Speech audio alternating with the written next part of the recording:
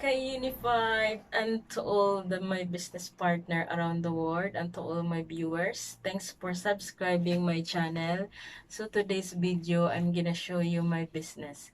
But before I proceed, let me introduce myself. I'm Jennifer, one of the business consultant of Unified Products and Services based in Hong Kong. So isa po akong OFW. But before ako nag-abroad, okay naman yung work ko sa Pilipinas, pero yung sahod ko, hindi pa, nagiging sapat lang siya sa pangangailangan. So, yung pangarap ko talaga na gusto ko, hindi siya kayang tuparin sa sahod lang. So, that was, I decided to go abroad. So, it was 2003 sa Middle East, hanggang narating ko po yung Hong Kong. Kasi, sa naghahanap pa talaga ako ng kasi yung pangarap ko na gusto ko magkaroon ng financial freedom, time freedom, so mabibili ko yung gusto ko, hindi pa talaga siya natutupad na bilang empleyado lang. Although malaki ang natulong kasi sumasahod, pero yung sahod mas malaki rin po yung responsibilidad natin, ba lalo na pag may pamilya, lalo na pag single parents na tulad ko. So ako lang yung inaasahan sa siyempre mag-sustain sa anak ko. So, meron akong gusto kong yung pangarap ko talaga na magkaroon tayo ng, 'di ba? Lahat naman tayo na bago nag-abroad, dala-dala ang bigat natin ng pangarap natin, 'di ba? Ang lalaki ng mga pangarap natin na gusto kong magpatayo ng sarili kong bahay, gusto kong magkaroon ng kotse, o magkaroon ako ng malaking savings, makapag-travel ako kahit sa saang bansa. Tapos yung anak ko magkaroon ng magandang edukasyon. Yun, kailangan natin, yun ang dala-dala nating pangarap. Kaya tayo lumayo, makipagsapalaran sa ibang bansa, malayo sa pamilya dahil sa pangarap natin, 'di ba? Lahat tayo may dalang pangarap. So, 'di ba, yung pagiging OFW natin, hindi nga natin nagawa sa Pilipinas. Pero nagawa natin sa ibang bansa. So, kinain natin yung pride, 'di ba? Para sa pangarap lang, para mabigyan ng magandang kinabukasan yung pamilya natin. Magagawa natin ang gusto natin, yung sa pangarap natin, 'di ba? So, ang nangyayari, sabi mo nga 2 years ka lang, umabot ka ng ilang years tulad ko, ang tagal ko, 'di ba? So, at saka hopefully this year talagang um, i-end ko na siya. Dahil nga meron akong negosyo. Mamaya ikukwento ko sa inyo kung paano ko kumita sa Unified. So, lahat tayo may pangarap, dala-dalang pangarap. So, ang tayong nag-abroad, tayong OFW, ang tawag, empleyado tayo.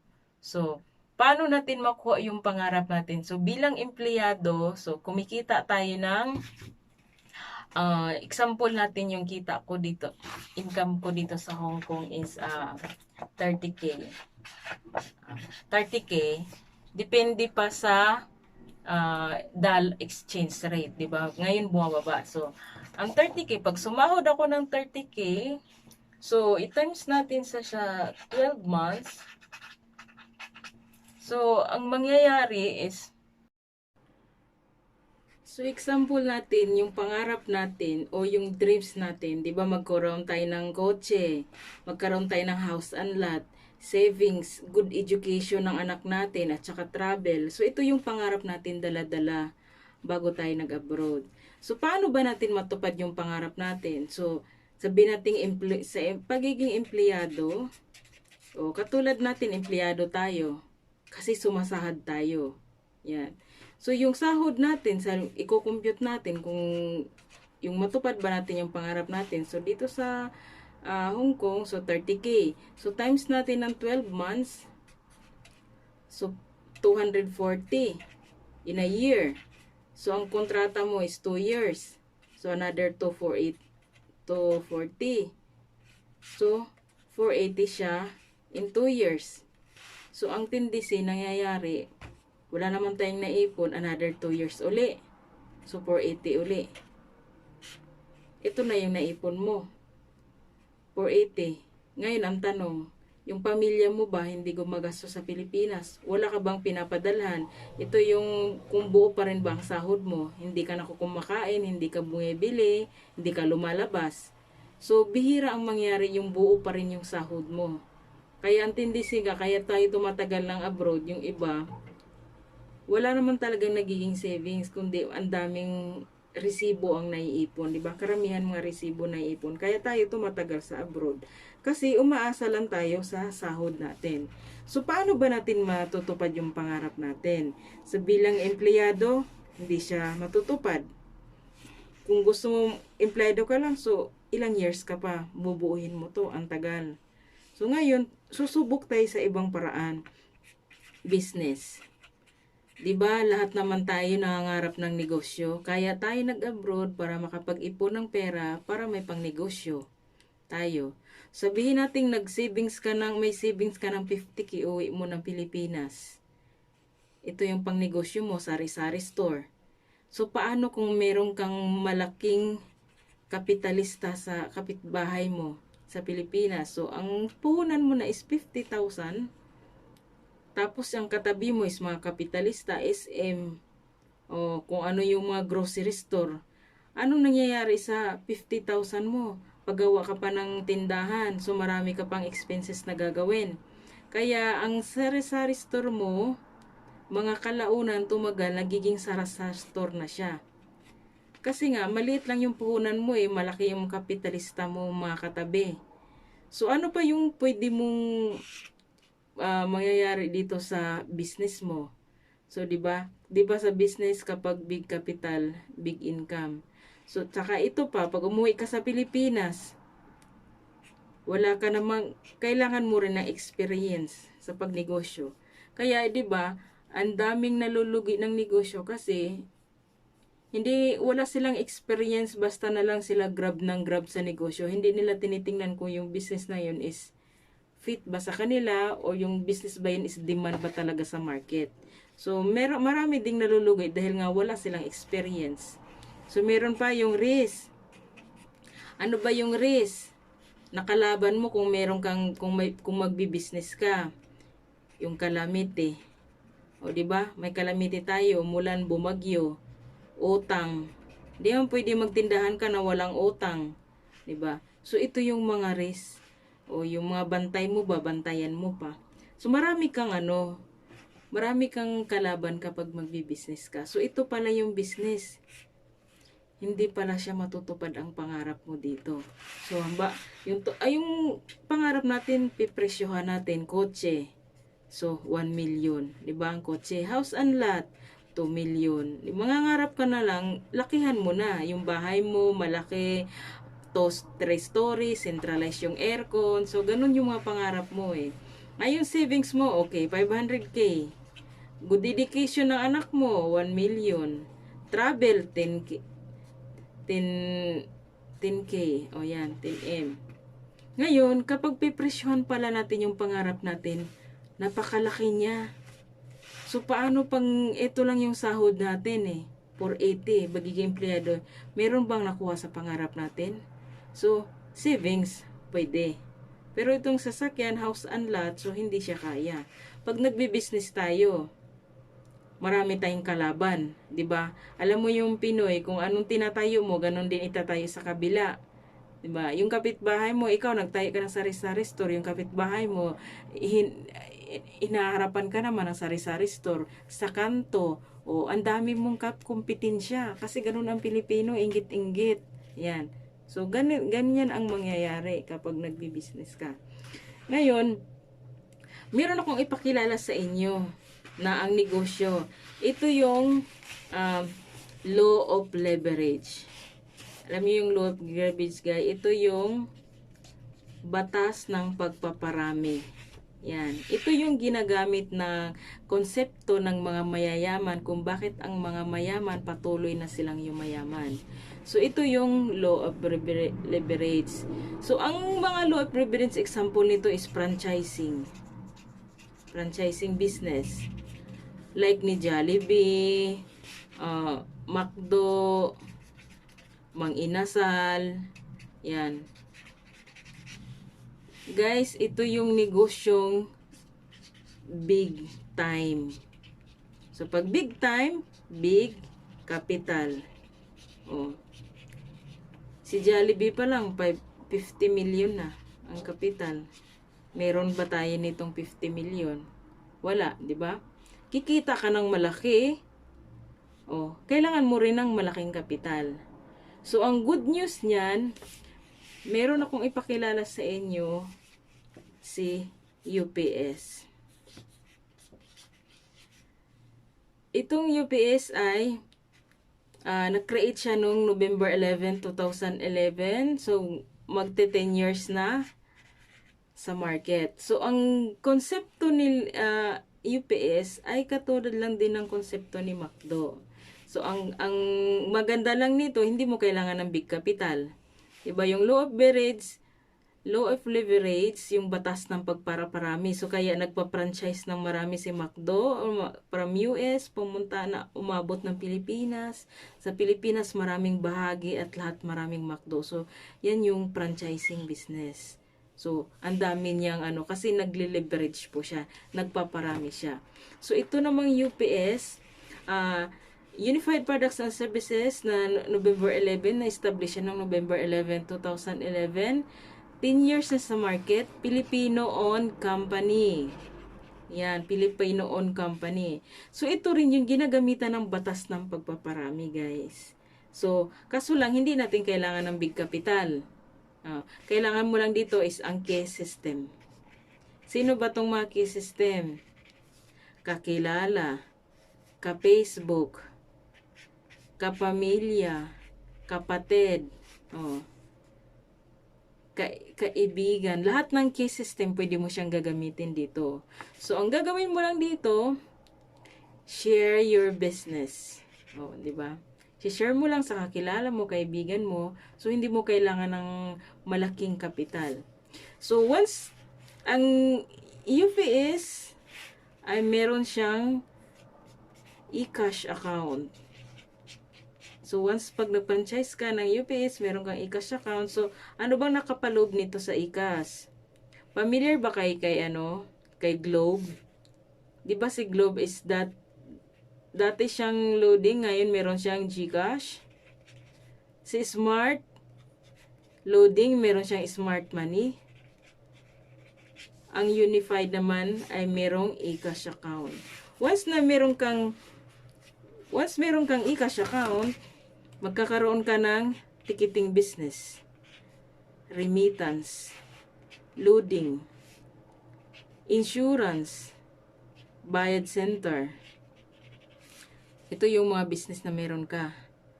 Sa ticketing, trivia ko lang sa iyo, sa ticketing, once nag-franchise po kayo sa mga airlines, yan po ay 500 cash ban. 500k cash ban. So, remittance, loading to all networks sa Pilipinas, insurance, bayad center, at saka online shopping store. Meron po tayo, hotel booking. So, package na po siya marami.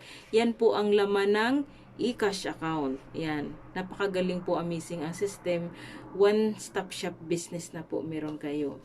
So, paano po kayo kikita sa e-cash once nag-franchise? So, bigyan ko lang po kayo ng trivia. Sa ticketing, income nyo po sa ticketing, domestic, 300 to 500 per pack, per way. Pag nag-ground trip, automatic po siya ng 600. Yan. So, paano kung may kaibigan ka nagta-travel ng Manila to Boracay? 5 sila.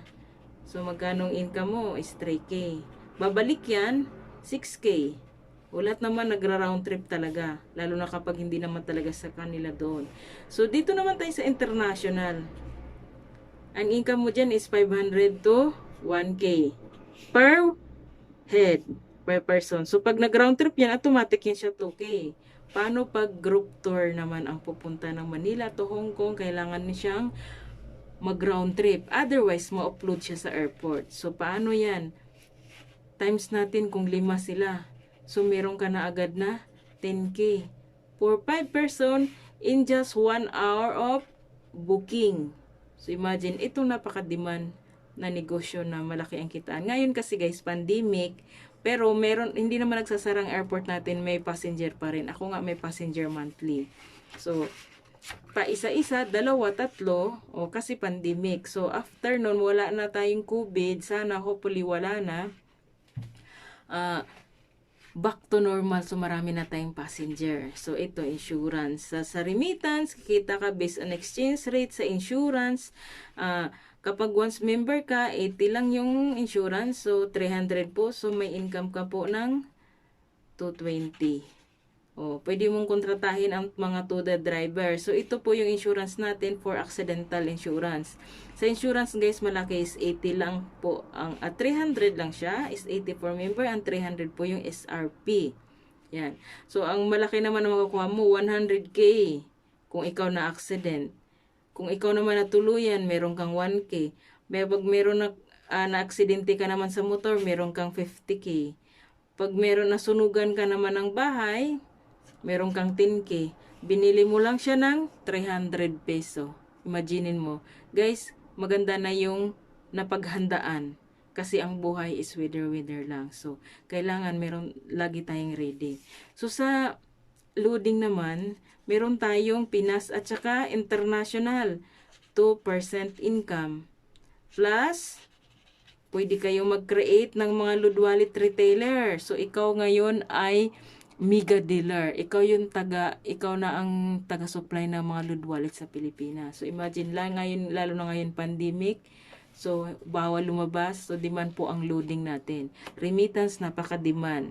Ticketing, so, sa ngayon, hindi siya gaano, pero at least hindi nagsasarang airport, may booking naman tayo. So, back to normal. So, ito yung mga income mo. Once may e-cash account ka, ito, 20% pa lang ito ng kitaan sa lahat ng transaction mo. Guys, meron pa tayong 80% na income sa Unified. Ito po yung multi-level marketing. Pero ito guys, option lang. Option lang siya. Pwede ka lang mag-traditional business, mag-ticketing, loading, remittance, bayad center, online shopping, magtitinda ng products natin. Pwede ka lang doon. Kumikita ka na dyan ng 30K a month. Depende sa iyong diskarte. Yan. Kailangan madiskarte lang tayo. Kasi wala namang negosyong kikita na tayo natulog at nakaupo. Yan. So, ito yung 80,000 ay 80% nakitaan. Nasa multi-level marketing. Diba? Isi-share mo yung business mo sa kakilala mo, sa system mo. Si-share mo lang sa kakilala mo ang business mo. Diba? Ngayon ka nag-franchise, ipopost mo sa Facebook. Now, my travel and tours is officially open. So, pwede na kayong magbobook sa akin ng ticket, maglo-loading, magre-remittance. So, acceptable na po. So, di ba kapag may kaibigan ka, magugulat siya. Uy, meron ka ng remittance sa ticketing, pabook naman dyan. O, di ba? So, kikita ka pag nagbo-book siya. Yan. So, tapos, tatlo kasi yung klase ang yung kaibigan mo. Kapag nakita niya may post ka, sabi niya, magiging customer mo siya. Pwede mo siya magiging business partner. Kasi syempre sabi niya, ay, Kate, gusto ko yung business mo. Paano ba yan? So, tatlo. Meron pang sabihin ng Pilipino, ang paborito ng mga Pilipino, may promo. Di ba? Gustong-gusto nila may promo. Kaya ako malaki talaga ang income ko sa ticketing. Bawing-bawin ako sa kapital, guys. Ganito lang pag mo mawi sa kapital. So, 80% na sa L&M. Ngayon, guys, ganito. Kapag ang kaibigan mo nag-franchise kasi gusto niya gumaya sa business mo Kasi imagine, napakamura lang kapital. Ngayon, pag nag-franchise yung kaibigan mo, meron kang direct referral na 1,000. So, ikaw yan. Yan. Kasi left and right binary lang po ang unified. So, ikaw yan. This is you and this is your friend. So, pag ito nag-franchise meron kang 1K. Kapag may kaibigan ka naman mag-franchise uli na gusto niya ka talagang magkaroon ng sariling negosyo na one-stop shop katulad sa'yo, so meron ka uli ng 1K. So, pag na-detect yan siya ng system, dahil binary na tayo, so meron ka pang bonus na nakakalasing. SMB. 1.5 peso. So, 1.5 peso yan. Yan, pag nag-pack partner, 1.5 piso yan. Ngayon, kapag ito, siyempre, ang kaibigan mo, sinishare din yung business niya. Pinopost niya sa Facebook, may nakakita naman kaibigan niya. So, sabi niya, gusto ko mag-franchise katulad sa business mo. So, ito naman, nag-franchise. Ang kumita ng 1,000 sa itong kaibigan mo kasi hindi naman ikaw ang nag-referred. Pero kumita ka pa rin ng 60 kahit hindi na ikaw ang nag-referred sa kanya. So, meron kang indirect na 60 peso. So, ngayon nagparami yan siya, marami nag-franchise under your organization, ganyan. Tapos meron dito, marami nag-franchise under organization. So, meron ka pang 1.5, 1.5, 1.5. So, dadami yung 1.5 mo.